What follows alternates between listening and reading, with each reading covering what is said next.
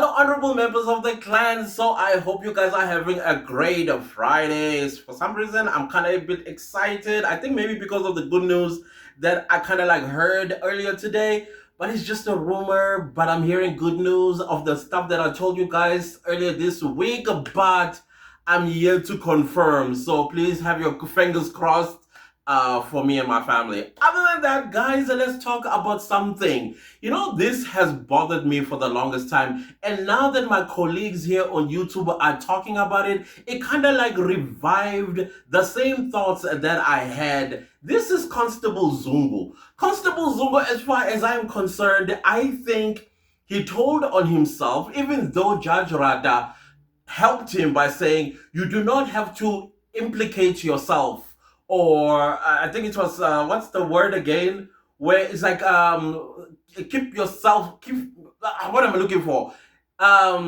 You have the right to remain silent on this particular case.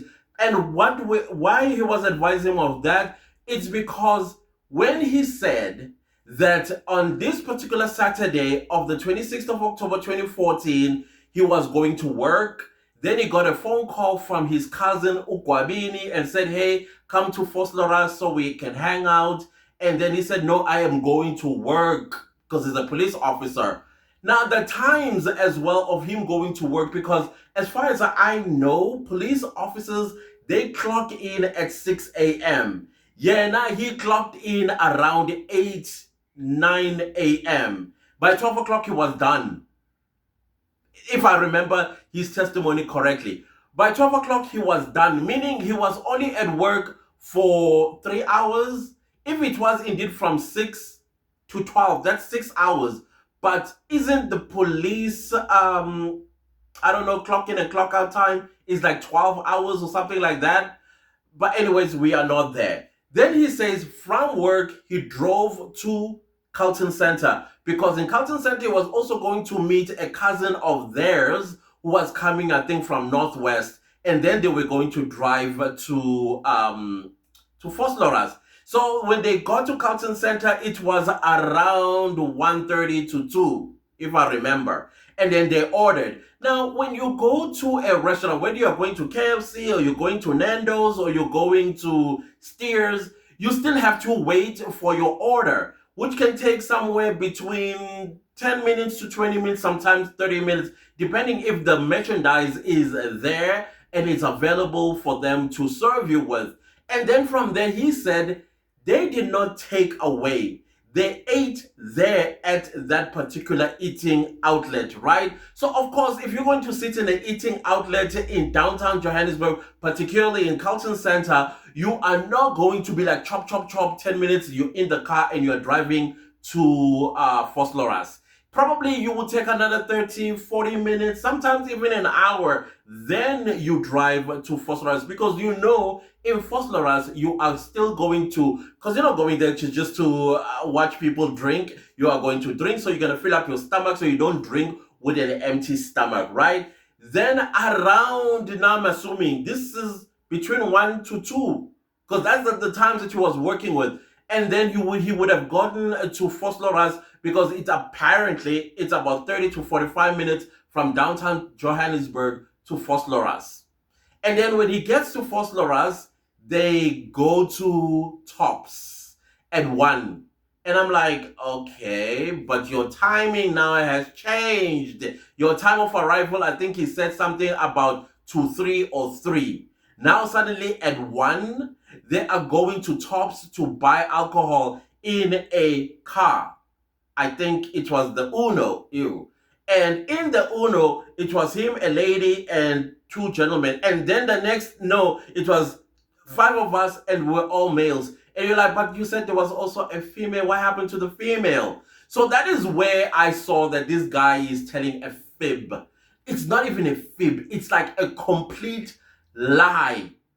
And then he would jump until then when he was asked about the exact arrival time. All of that has changed, completely changed. Why? Because the coaching, when they looked at his statement, had said a certain time. So he said, then he started saying, understand, and he stood by that, like adamantly stood by that, because I believe he was coached not to give the exact time of arrival in Fosloras. Okay, fine. This is the part where I am highly disturbed. A whole police constable. It's even a responsibility of citizens. Where we see a crime being committed, we must report it. We can even report the crime anonymously. But this is a whole police officer that goes to Fosloras around the evening time. He sees the five accused, right? And then when he sees the five accused, they go into Guabini's room where he sees exchange of guns. As a police officer who is in possession of a state vehicle and also other resources of the state like a cell phone to call for backup and say, I believe there's a crime in commission as we speak. Yes, it may involve your relatives, because when you are in this field of policing, even your own relative, they become fair game. You don't protect them. But no, he does not do that. Instead, he continues doing whatever he's doing, but he sees the crack of the door opening and a light going off, and then the exchange of these firearms. But the part that also got me is the fact that he says that he took his service pistol and gave it to his cousin Kwabini to put away. A whole state pistol. And that is where I was like, are you sure that the gun that you had gone to Fosloras with was not the same gun that the five accused you gave them to go do the deed? Let's say they did the deed. I would suspect that that gun came from this individual called Zungu, in my own opinion. That is, if the five men that are accused of deleting Senzo Mewa are indeed guilty. That firearm that was carried by accused number 3 and shot at Senzo Mewa came from this Zungu person. Why am I saying that? Because around that time, 2014, 2013, 2011, there were police officers that were leasing out service pistols to criminals. So that is why I feel that Judge Rata quickly had to advise him not to implicate himself by pleading the 35th section of the Constitution. You have the right to remain silent, so that nothing you say here will be used against you in a court of law, which I think is too late, because in the main trial, I think Zungu should be called and questioned around that, even though okay, maybe he might not get called because he already pleaded silence, especially that particular part of his involvement, in my opinion.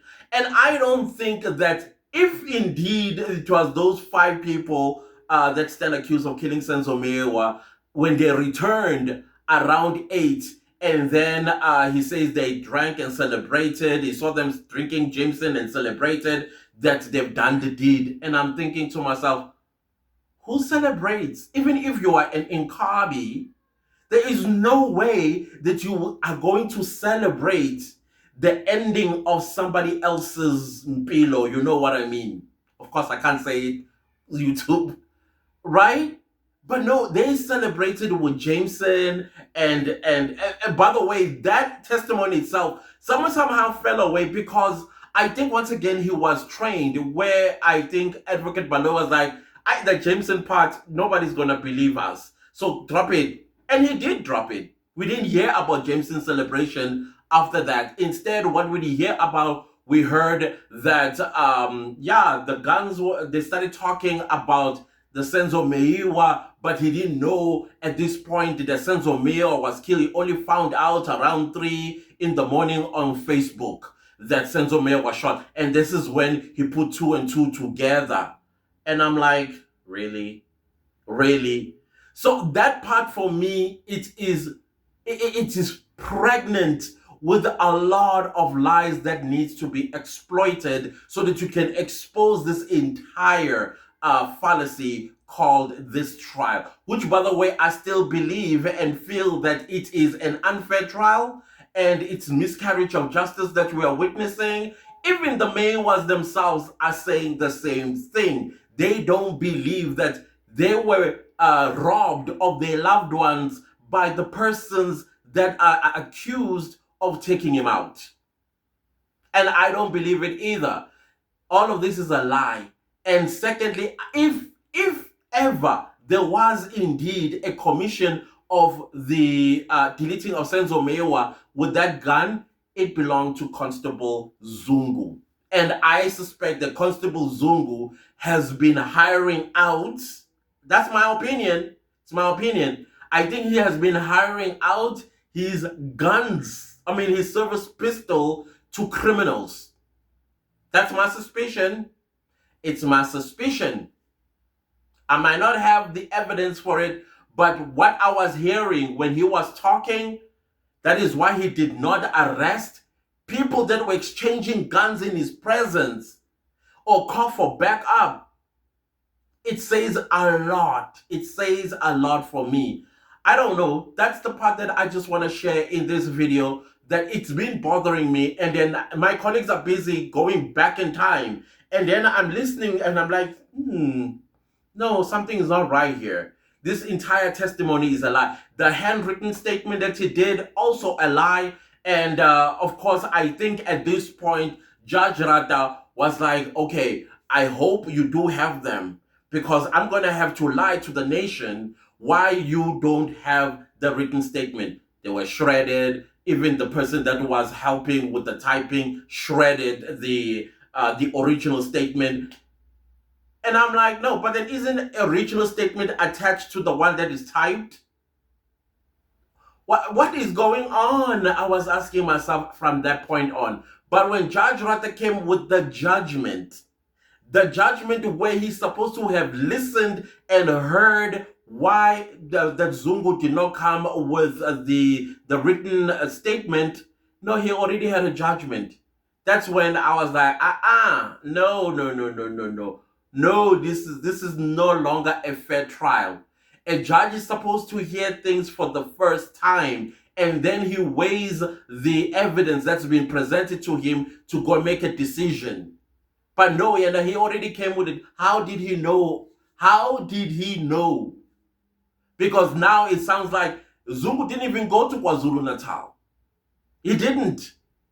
If he did, they were just going there to to register the AV, what the AVL is. What's that AV thing again? There we go. Yeah, the AVL, I think. That's all that they did. And then they came back probably the same day and said, oh yeah, they cleaned the house, the spring cleaned the house, and they threw away all my documents.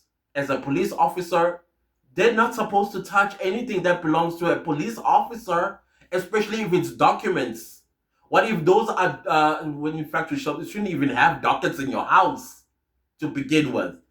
So those are the things that have been running across my mind when it comes to Constable Zungu.